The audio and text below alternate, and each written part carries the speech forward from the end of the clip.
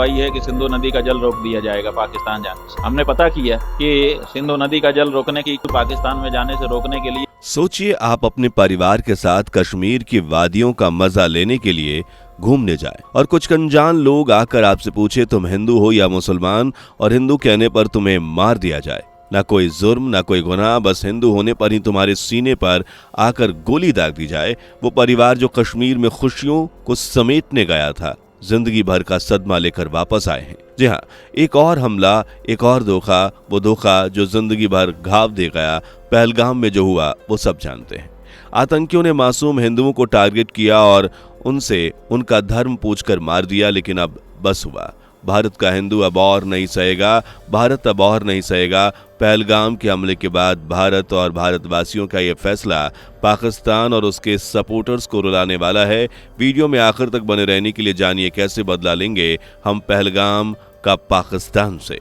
पाकिस्तान कितनी ही बार भारत पर छुपकर वार कर चुका है दोस्तों, और कश्मीर में तो आए दिन आतंकी घुसकर हमला करते ही रहते हैं, लेकिन अब तो हद ही हो गई। कश्मीर के पहलगाम में हिंदुओं को टारगेट करके मार दिया गया। कश्मीर में घूमने गए परिवार अब अपने साथ कश्मीर की हसीन वादियां नहीं बल्कि जिंदगी भर का गम लेकर वापस आए हैं। महिलाओं को ये कहकर छोड़ दिया गया कि तुम जाकर मोदी को बता देना जो पहलगाम में हुआ, उसने पूरे हिंदुस्तान को हिला दिया है। उन बेगुनाहों का भला क्या ही कसूर था, वो तो वादियों में घूमने गए थे, कोई अपने हनीमून पर, कोई परिवार के साथ छुट्टियों में। आतंकियों ने उन सब को टारगेट किया सिर्फ इसलिए क्योंकि वो हिंदू थे, क्योंकि वो हिंदुस्तानी थे। उनसे कहा गया कि कलमा पढ़ो, और जब कलमा नहीं पढ़ा तो बिना कुछ कहे उनके सर को गोली से उड़ा दिया गया। उनके ही परिवार के सामने ये कुकृत्य किया गया। हैवानी की हद तो तब उस वक्त पार हो गई जब उनकी पैंट उतारकर चेक भी किया गया कि वो मुसलमान है या नहीं। हनीमून मनाने गए इंडियन नेवी के लेफ्टिनेंट विनय नरवाल और उनकी पत्नी हिमांशु ने कभी सोचा भी नहीं होगा कि 7 जन्मों तक साथ रहने का वादा करके भी वो इतनी जल्दी अलग हो जाएंगे। विनय को हिंदू जानकर आतंकियों ने उन्हें गोली से भून दिया और हिमांशु अपनी आंखों के सामने अपने पति को मरते हुए देखने पर मजबूर थी। गोली चलने के बाद विनय के शव के साथ उनकी पत्नी हिमांशु बदहवास खुले मैदान के बीच बैठी रहीं। विनय के साथ जो कुछ हुआ उसे उनकी नई नवेली दुल्हन चाहकर भी नहीं भूल पाएंगी। पाकिस्तान की सह पर चलने वाले आतंकियों ने कश्मीर में कई मासूमों की जान ले ली, और अब भारत ने ठान लिया है कि सिर्फ शोक नहीं, जवाब भी दिया जाएगा। ऐसा जवाब जो पाकिस्तान को बहुत भारी पड़ेगा। इस बार ना मिसाइल दागी गई, ना टैंक चले, इस बार वॉर हुआ है पानी से।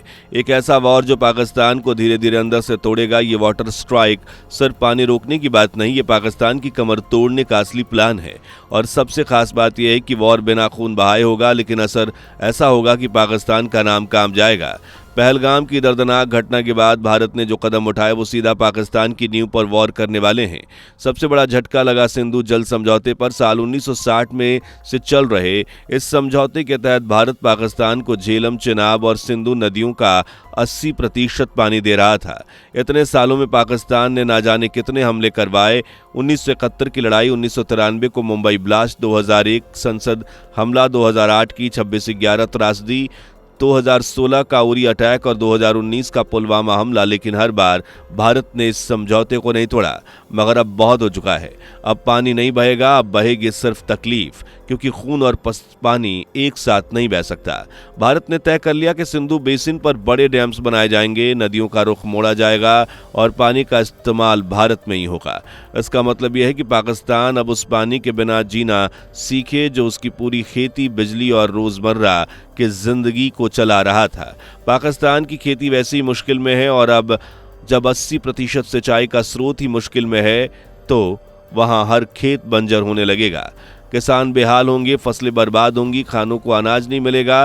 पहले से आर्थिक तंगी झेल रहे पाकिस्तान अब खाने की चीजों के लिए भी मोहताज हो जाएगा। बिजली की हालत तो और भी खराब होगी। पाकिस्तान का बड़ा हिस्सा हाइड्रो पावर से चल रहा है और ये पावर प्रोजेक्ट सिंधु नदी के पानी से बिजली बनाते हैं।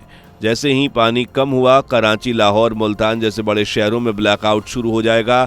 अस्पतालों में जनरेटर नहीं चलेंगे और फैक्ट्रियां बंद हो जाएंगी, ऑफिस ठप पड़ेंगे और गर्मियों में बिना पंखे एसी के लोग बलबलाते रहेंगे। एक एक गिलास पानी के लिए लोग झगड़ेंगे। माएँ अपने बच्चों को पानी नहीं पिला पाएंगी, मरीजों को इलाज के लिए साफ पानी नहीं मिलेगा और आम जनता एक नई मुसीबत में फंस जाएगी। इतना ही नहीं, भारत ने अटारी बॉर्डर से होने वाले सारे व्यापार को भी बंद कर दिया है। मतलब अब पाकिस्तान को भारत से कोई सामान नहीं मिलेगा, चाहे दवाइयाँ हो, रोजमर्रा के सामान, फल सब्जियाँ या कुछ और। वहाँ महंगाई वैसे ही ऊपर है। अब चीजें आसमान छूने लगेंगी, खाने पीने की चीजें आम आदमी की पहुंच से बाहर हो जाएंगी और ब्लैक मार्केटिंग शुरू हो जाएगी। पाकिस्तान के डिप्लोमेट्स को भारत से निकाल दिया गया है, उनके नागरिकों के वीजा कैंसिल कर दिए गए हैं और अब भारत किसी भी लेवल पर पाकिस्तान से कोई कनेक्शन नहीं रखना चाहता है। ये सिर्फ घरेलू फैसला नहीं, भारत अब इंटरनेशनल लेवल पर भी पाकिस्तान को आतंकवाद फैलाने वाला देश घोषित करवाने के लिए कोशिश कर रहा है। दुनिया को अब यह दिखाया जा रहा है कि पाकिस्तान सिर्फ अपने लिए नहीं बल्कि बाकी देशों के लिए भी खतरा है। इस सब का असर ये होगा कि पाकिस्तान की पहले से ही डगमगाती इकनॉमी पर अब पूरी तरह से बैठने का संकट है। फॉरेन इन्वेस्टर वहां से भागेंगे। IMF और बाकी अंतर्राष्ट्रीय संगठन मदद करने से पहले 1000 बार सोचेंगे, क्योंकि अब कोई भी भरोसा नहीं करेगा। लोग सड़कों पर उतरेंगे, सरकार के खिलाफ नारे लगाएंगे और आंतरिक सुरक्षा बिल्कुल डगमगा जाएगी कि पाकिस्तान खुद ब खुद घुटनों पर आ जाएगा। भारत की ये चाल बहुत सोची समझी है, न शोर न धमाका, बस अंदर से दुश्मनों को सुखाना। धीरे धीरे लोग पूरी तरह से पाकिस्तान ये सोच भी नहीं पाया होगा कि जो पानी वो फ्री में पीता आया है वही अब उसकी सबसे बड़ी मुसीबत बन जाएगा। और इसी बार भारत ने यह तय कर लिया है कि अब ना कोई रहम होगा ना कोई समझौता, लेकिन इस मुश्किल घड़ी में सभी देशवासियों को साथ आना होगा। अफवाहों से बचना होगा, क्योंकि आतंकी यही तो चाहते थे कि वो हमें लड़वाएं और अलग करें। हिंदू का धर्म पूछकर टारगेट किया गया, कलमा पढ़वाया गया, उनकी पैंट उतार कर चेक किया गया हिंदू हैं या मुसलमान। इस घटना ने हिंदुस्तान के सभी हिंदुओं को डरा कर रख दिया है। लेकिन ये एक आतंकी घटना थी जिसका पूरा मासूम भारतीय मुसलमान से कोई लेना देना नहीं है। कश्मीर का एक घुड़सवार सैयद जो एक मुसलमान था, वो भी इस लिए मारा गया क्योंकि उसने उन हिंदुओं को बचाने की कोशिश की थी। सैयद अपने घर में अकेला कमाने वाला था।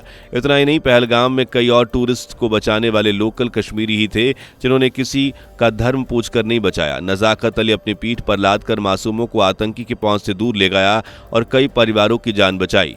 ये भी एक सच है जिसे मीडिया नहीं दिखा रही और हम बांटने का काम कर रही है। लेकिन हम हिंदुस्तानियों को इन आतंकवादियों के खिलाफ आवाज मिलकर ही उठानी होगी, क्योंकि ये आतंकी किसी के सगे नहीं होते। इनके लिए कट्टरता इनका मजहब है और इस्लाम से तो इनका दूर दूर तक कोई नाता नहीं।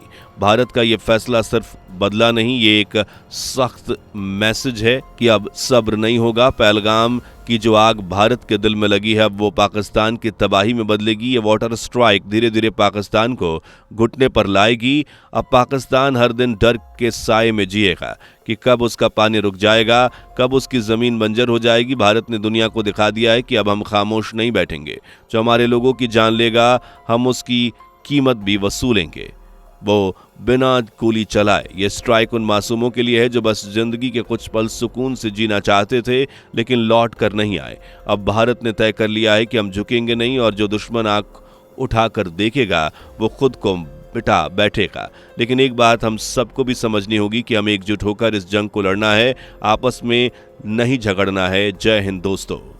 आपको स्क्रीन पर 2 और वीडियोस दिखाई दे रही हैं, जिसे देखने के लिए स्क्रीन पर क्लिक करें।